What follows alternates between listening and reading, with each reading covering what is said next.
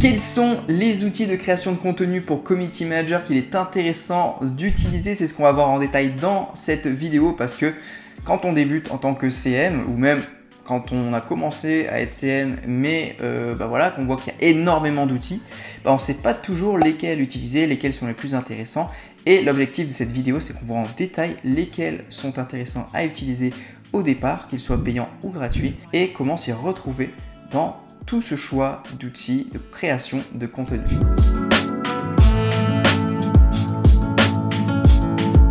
Salut les CM et bienvenue sur la chaîne YouTube des Community Managers qui souhaitent développer leur activité avec succès. Donc si tu es nouveau, si tu es nouvelle, je t'invite à t'abonner à la chaîne, activer la petite cloche de notification et également à venir me suivre sur Instagram. On fait du contenu différent là-bas et on peut échanger de la bonne manière en message privé si tu as des questions. Donc n'hésite surtout pas. Et pour rentrer maintenant dans le vif du sujet de cette vidéo, quels sont les bons outils de création de contenu quand on est Community Manager que l'on peut utiliser? Alors déjà, dans cette vidéo, on va diviser en 3 les catégories d'outils de création de contenu que l'on va utiliser quand on est CM. Alors, il peut y en avoir plus, mais généralement, dans les grandes lignes et de manière, voilà, on va dire, la plupart du temps, on va utiliser 3 grandes catégories. Ça va être les outils d'écriture, donc de rédaction, de copywriting. Ça va être les outils de création visuelle, donc que ce soit graphique ou retouche photo. Et troisièmement, les outils de montage vidéo qui, en ce moment, avec les formats verticaux, les sous-titres, tout ça, sont super utiles.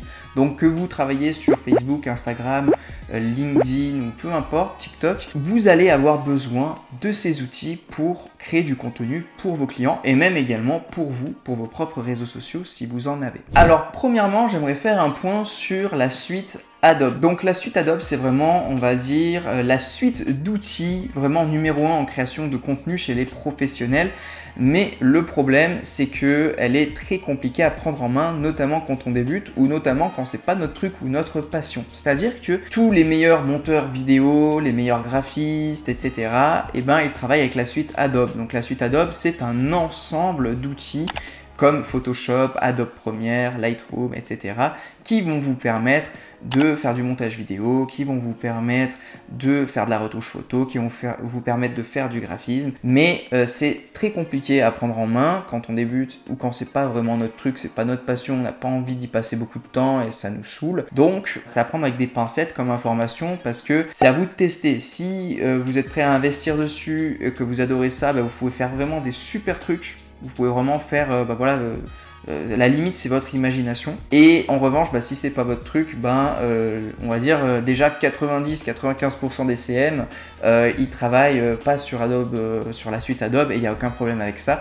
Et ça vous empêche pas d'avoir des clients. C'est juste qu'il y a des choses qui sont possibles de faire que vous ne pourrez peut-être pas faire avec d'autres outils, mais dans la plupart des cas, ça ne sera pas demandé par les clients. Donc ça dépend vraiment aussi de votre type de client. Et dans le pire des cas, vous pourrez toujours trouver un prestataire avec qui travailler en collaboration, qui sait gérer la suite Adobe. Donc voilà pour les avantages et inconvénients de la suite Adobe. Si vous ne connaissez pas bien, je vous invite à aller voir et à tester vous-même et à vous renseigner vous-même sur les avantages, inconvénients et si ça vous convient ou non. Ensuite, pour le premier outil de création visuelle, donc là, il n'y a vraiment pas de suspense, c'est Canva. Donc Canva, si vous êtes déjà community manager, que vous êtes déjà intéressé à ça, vous connaissez certainement, c'est un super outil. Récemment, ils y ont ajouté en plus de l'intelligence artificielle, donc ça permet de faire des choses assez intéressantes en plus de ça. Ils mettent régulièrement à jour, ils mettent des nouvelles fonctionnalités, nouveautés, c'est vraiment un super outil. Le rapport accessibilité en termes de facilité avec le côté pratique et le prix également est juste excellent. Enfin bref, c'est un super outil. Donc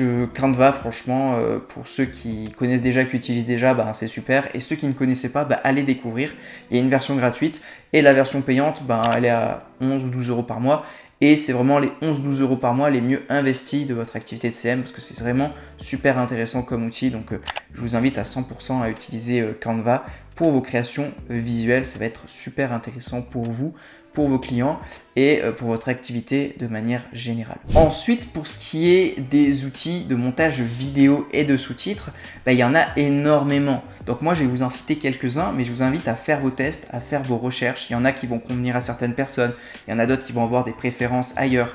Donc ça dépend vraiment de chaque personne. Donc déjà, il y a deux catégories d'outils de montage vidéo. Il y a ceux qui sont en ligne et il y a ceux qui sont hors ligne. Donc moi, par exemple, je sais qu'en hors ligne, il y a Adobe Premiere, de la suite Adobe, mais qui peut être compliqué au début à utiliser. Ensuite, il y a Filmora, que je trouve qu'il y a un excellent rapport qualité-prix. Je crois que l'outil est à 80 € en achat unique. Donc pour ceux qui ne savent pas, 80 € pour un outil de montage vidéo, c'est vraiment très peu cher et super rapport qualité-prix, il est vraiment très bien. Moi, j'utilise Camtasia qui est pas mal plus cher que 80 € à l'époque où je l'avais acheté.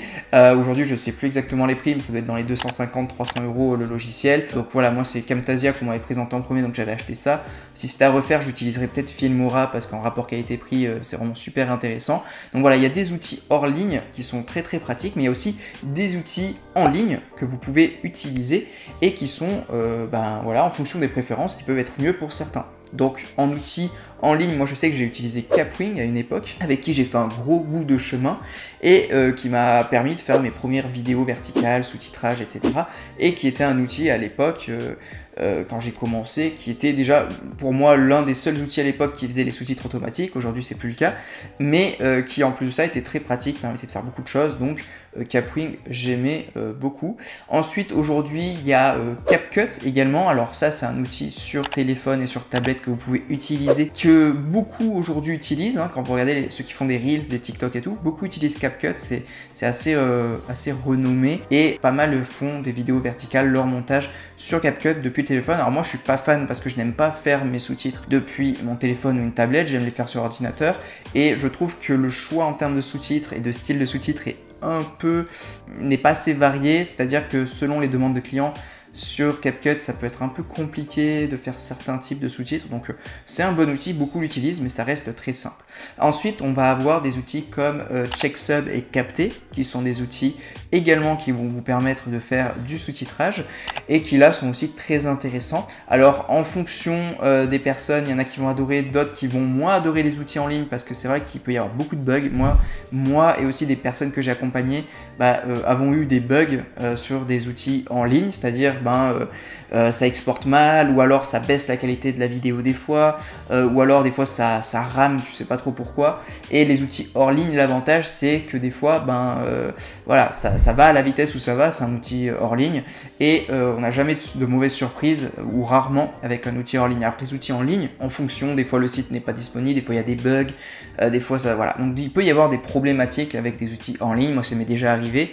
Bien qu'il soit très pratique sur le papier, des fois il peut y avoir des problèmes et voilà, ça faut savoir y faire face, et des fois ça peut faire perdre beaucoup de temps aussi, donc ça il faut le savoir. Ensuite là on est dans l'ère des intelligences artificielles, donc il y a de plus en plus de logiciels de montage vidéo qui sortent sur le marché, que ce soit en ligne ou hors ligne, et le choix est immense. Il y a de plus en plus d'outils de montage intelligents qui vont sur une vidéo pouvoir vous prendre plusieurs passages à mettre en TikTok ou en Reels avec les sous-titres. Les sous-titres sont de plus en plus précis et sans faute, donc il y a de plus en plus de choses qui évoluent, donc je vous invite vous à vous tenir au courant sur ce qui arrive sur le marché en termes de logiciels de montage vidéo, parce qu'il y a vraiment, je pense, dans l'avenir des grosses pépites et des gros changements qui vont arriver pour avoir vraiment le logiciel, on va dire, parfait, qui convient parfaitement, un peu le Canva des logiciels de montage vidéo, parce que actuellement je trouve qu'il n'y en a pas forcément un qui ressort plus que les autres en termes de praticité. Et pour continuer sur les outils d'intelligence artificielle, pour moi aujourd'hui un CM, eh bien ça doit savoir utiliser des outils d'intelligence artificielle, notamment les outils de rédaction. Moi, quand j'ai commencé en tant que community manager, il n'y avait pas trop d'outils pour t'aider à faire de la rédaction, du copywriting, tout ça. Et aujourd'hui, avec l'avènement des intelligences artificielles comme ChatGPT, Copy.ia, j'ai fait une vidéo là-dessus, n'hésitez pas à aller la voir, et ben ça rend beaucoup plus facile le fait de rédiger des publications, que ce soit des descriptions sur Facebook, sur Instagram, ou même des publications sur LinkedIn. Et je trouve ça super intéressant. Ça peut aller très vite et je vous invite fortement à les utiliser. Donc les outils d'IA, on a les outils d'écriture évidemment comme ChatGPT, comme Copy.ia. Pour apprendre à les utiliser, comme je disais dans ma vidéo sur les IA, il faut savoir poser les bonnes questions, lui donner les bonnes informations, et ça peut vous faire vraiment des textes vraiment pépites qui sont incroyables. Également derrière, on va avoir des outils d'IA vidéo, comme je vous ai dit, il faut faire le tri et savoir le bon et le mauvais et tester soi-même. Et également, il va y avoir des outils visuels, de graphisme comme Midjourney. Et c'est pareil, là c'est tout l'art de savoir lui donner les bonnes informations. Si vous voulez lui demander, je sais pas moi, une femme brune qui marche sur la plage avec un coucher de soleil derrière, eh ben il faut savoir lui donner les bonnes informations et il va vous faire un premier rendu et vous pouvez améliorer ce rendu. Enfin bref, c'est à vous de savoir lui poser les bonnes questions, mais ça peut vraiment vous aider dans la création graphique, vidéo et écrit également, tout ce qui est intelligence artificielle. Donc c'est super intéressant de se poser là-dessus. Je vous invite à aller voir ma vidéo sur le sujet également. Donc voilà SM pour cette vidéo sur les outils de création de contenu. Vous avez tout ce qu'il vous faut, création visuelle, montage vidéo, écriture. Donc quand on est community manager, c'est vraiment sur ces 3 catégories-là d'outils sur lesquels on va avoir un besoin pour pouvoir travailler. Et là, avec cette vidéo, vous avez tout ce dont vous avez besoin pour avoir les bons outils pour pouvoir travailler dans de bonnes conditions et bien délivrer vos clients. En complément de cette vidéo, je vous invite à aller voir mes autres vidéos et mes playlists sur comment trouver des clients, comment prospecter, etc. Comment fixer ses tarifs, comment créer ses offres. Également, il y a une formation offerte qui dure 3 heures où je vous explique de A à Z comment développer votre activité, les horaires invités, trouver des clients, vos offres, vos tarifs, comment vendre, etc. Je vous invite vraiment à aller la regarder. Je vous invite également à aller me suivre sur Instagram. Si vous avez des questions, on peut échanger là-bas. Mais vous pouvez aussi les poser dans les commentaires, il n'y a aucun problème. Partagez cette vidéo à une personne qui en aurait besoin. Le petit pouce bleu qui aide la chaîne à se développer. Et n'oubliez pas évidemment de vous abonner, activer la petite cloche des notifications pour ne pas rater les prochaines vidéos. Et d'ici là, les CM, on se dit à très vite. Déchirez tout dans votre activité. Ciao!